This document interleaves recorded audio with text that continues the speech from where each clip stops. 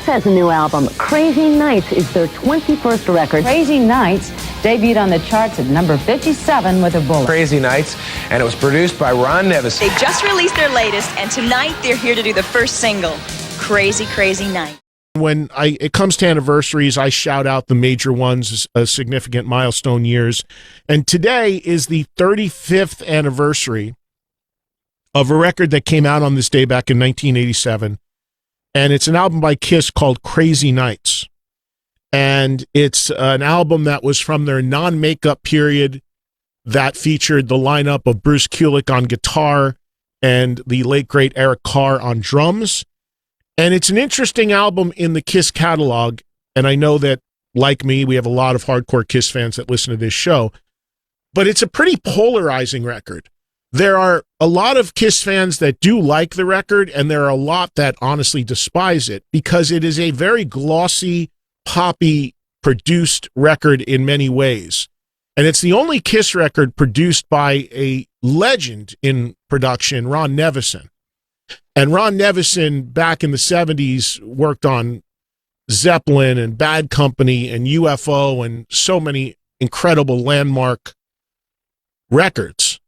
In the 80s, Ron Nevison, who also has been on this show, became the guy known for taking 70s acts, for the most part, and getting them played and getting them hits on U.S. radio in the mid-80s. And that was spearheaded by his work with Heart, who were pretty much dead in the gutter and floundering. And then Nevison comes in, puts his production on Heart. Heart gets a makeover, and Nevison brings in outside songs. And then Heart has that massive record with What About Love and Never and These Dreams and all of that. So once Nevison did that and resurrected Heart, then he quickly became known as the guy to do that for 70s acts. Another one he did it for was Ozzy and the album The Ultimate Sin, which had that huge hit Shot in the Dark. That album also, the only Ozzy record, I believe, produced by Ron Nevison. So 1987, Kiss, in all their glammy, non-makeup glory, trying to be, at that point, even an older band, trying to adapt to what was happening in the world of music in 87. So they changed, the look adapted, they wore pretty ridiculous outfits and, you know, the big hair, the makeup, not Kiss makeup, but like, you know, man makeup, if you will. So all of that, they go and they actually waited to get Nevison because Nevison was looked at the time as the guy with the magic touch. And they make this album Crazy Nights, which is very glossy and has all the Ron Nevison trademarks. The drum sound, if you listen to the record, the drum sound sounds exactly like the drum sound on Ultimate Sin or that Heart record that was the comeback record. It's all like they went out and got Nevison, and Nevison did all the things that he's known for doing. The other thing Nevison was known for doing, and it's one of the reasons why a lot of this music got on the radio, was softening the sound of hard rock bands and introducing some synthesizers and softer sounds around the guitars, which was thought to make the music more mainstream and palatable to the masses. So these were, again, all Nevison trademarks. Now, what's interesting is, as we sit in 2022, there are a lot of records that Nevison did that went on to sell millions of copies because of all of this. But now some artists have said, well, they haven't aged so well because they were kind of popped out a little bit and they were a little too glossy. Ozzy and others have been on record saying they'd like to remix The Ultimate Sin and pull out some of the synth and bring up the guitars. So basically do the opposite of what they hired Nevison for 35 years ago. And there's been even discussion that that would be interesting to do on Crazy Nights because it does have a lot of synth, it does have a lot of gloss and pop. But the bottom line is this: 35 years ago, Kiss did everything in their power to try to get a hit single and blend in with the Bon Jovis and the Def Leppards, who were dominating the charts and airplay at that time. So everyone thought this would be the ticket. Go get a big-name producer.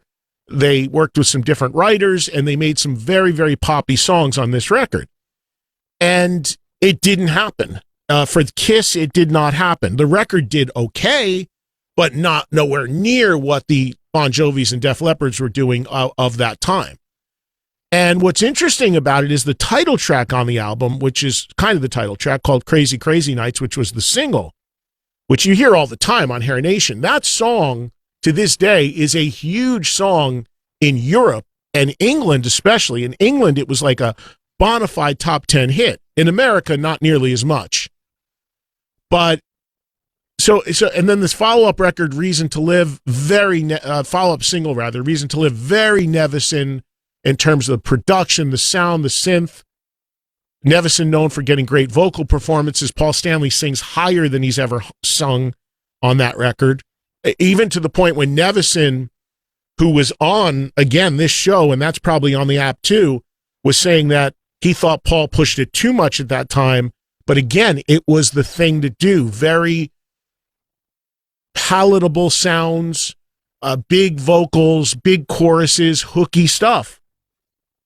So everyone was going for the brass ring to try to get Kiss over the top, and it just did not happen off of that record when they tried everything, which ended up resulting in, after a few more years, of course, them putting the makeup back on and reverting back to their older sound and bringing in the original members. I mean, that wouldn't happen for another 9 years after this, but still, I mean, they just took these swings in the 80s to try to get there, and it just never fully got there. But the Crazy Nights record is an interesting record in the Kiss catalog. It's 35 years today, and if you like the record, there are some great songs on it, and I actually do like a lot of the record. But it's not a traditional sounding Kiss record, and that's quite glossy in its production and its sound. And the last thing on this, which is something I'll never forget, is they did a listening party for the Crazy Nights record in New York City. And I was invited to it. And it was at a recording studio in New York. I forget which one.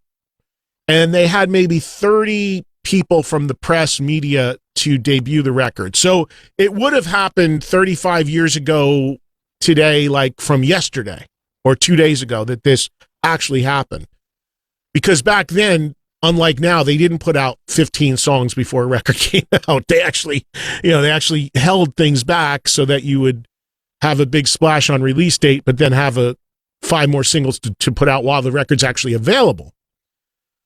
So I remember getting an invite, and at the listening party was Gene and Paul and Ron Nevison, who produced the record. Now, I did not know Nevison, but of course I did know Gene and Paul. I still do, even though one won't talk to me.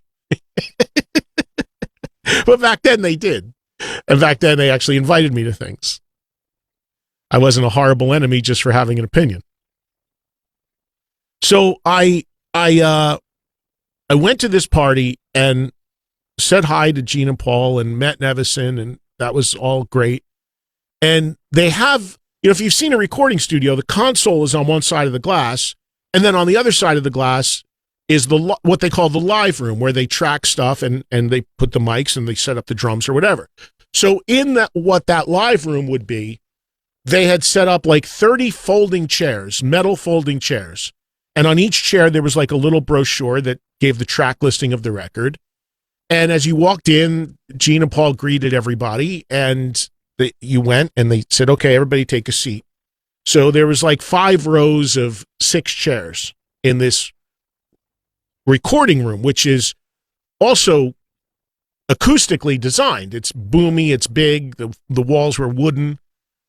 So we're all sitting there and everybody's like settling into their seat. Everybody's going through the brochure, looking at the credits on the record. And you look through, and on the other side of the glass, you could see Gene, Paul, and Nevison behind the console. And they were ready to play the record for everybody in that live room with the speakers.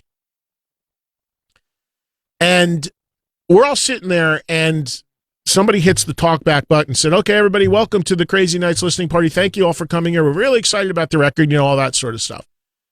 So everybody enjoy Crazy Nights. So we're all sitting, and there's like a minute or two of nothing, silence. And then they hit the start of the record. Joel, pull up the song. I think most people know this, but pull up the song Crazy Nights right from the top, though, please. Let me know when you've got it. Right from the very top. All right, I got it. Joel's quick. All right. There. Do it again. Hold on, Joel. Joel, stop it. All right, so I wanted to set this up. So listen to this. So we're all in this room. It's we're all sitting around and we're all just chit-chatting, waiting for the record to start. And 30, 40 people, metal folding chairs, and without warning, we hear this at ear-splitting volume. Just hit it, Joel. This. And I swear to God, in unison, however many folding metal chairs, you heard a collective because it scared the shit out of everybody. It was so loud, and nobody knew when it was coming, and that big whoa, and nobody knew, nobody had heard this song, and the whole friggin' room, however many chairs it was, in unison, everyone's ass jumped up off the seat. Chair comes up, and you hear the clank of the 40 chairs coming down. It almost gave everyone in the room a heart attack. I can't tell you how. I mean, here we are 35 years later, and I remember that vividly, that I'm telling you that story. And I don't know if they did it intentionally or what, because we were like, everybody was like, what? It scared us. You had to be there. It was so loud, and obviously the record doesn't start with a buildup of any kind, which you would have known it was coming. It goes, whoa! And we just fucking jumped.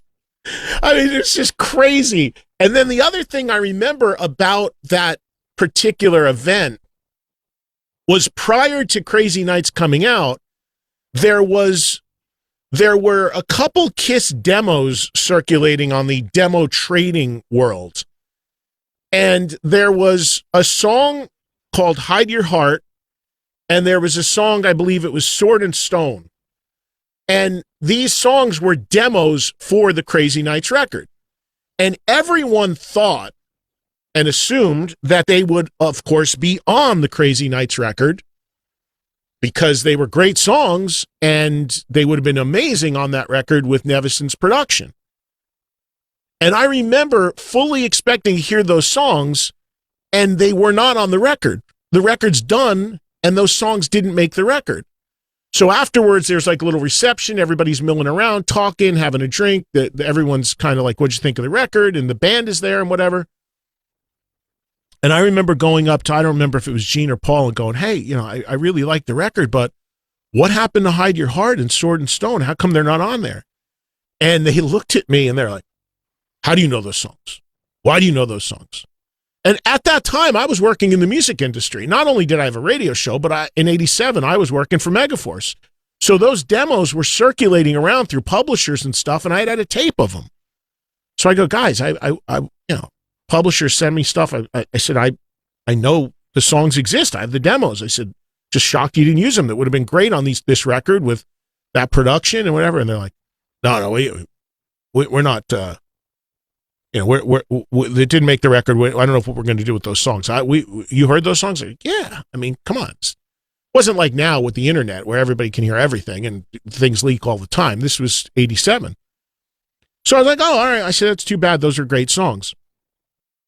So flash forward to the next Kiss record, the song Hide Your Heart, they do record for an album called Hot in the Shade, which Hot in the Shade is the follow-up to Crazy Nights and is the complete opposite of Crazy Nights in the sense that it does not have a big name producer and it has very lackluster production and was basically done in a demo studio. But they put Hide Your Heart on that record. But because that song had been making the rounds since before Crazy Nights as a demo, I think 4 artists total within 2 years ended up recording a version of Hide Your Heart. A Canadian artist by the name of Robin Beck did it.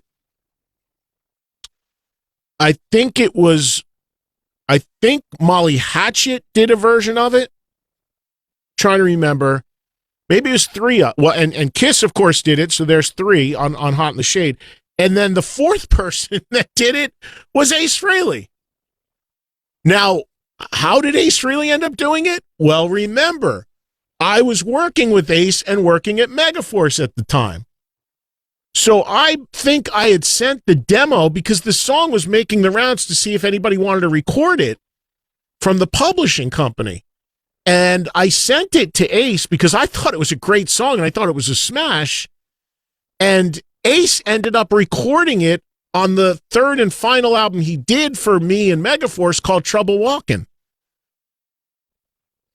And everyone was like, how the hell did that happen? How is there a song on a Kiss record and an Ace record at the same time, no less, right around the same time? And the irony of all of this is that as great as the song is, which, by the way, the song was co-written by Holly Knight, and we talked about that with her when she was here on this show, here with me in LA a few years ago. And Holly has a book coming out. She'll probably be coming in again when that comes out. We talked about that with Holly, who is a co-writer of that song. And the irony is 4 different people did a recording of that song, and none of them had a hit with it, including Kiss. Kiss had the most success because it ended up being the lead single from Hot in the Shade, and they had done a big video for it. But here's this great song.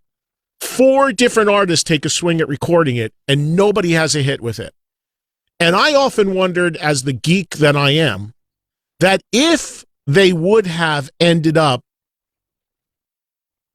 doing it before everybody else did, and doing it with Nevison on Crazy Nights, if it would have ended up being a different story for that song, and it would have ended up being a hit with that production a couple years earlier. I don't know. But it's stuff that geeks like me ponder and think about late at night. Because we're geeks. I speak in a favorable way. So anyway, happy 35th anniversary today. Thought I'd do a little something on a real interesting record, very of its time, 87, Kiss Crazy Nights.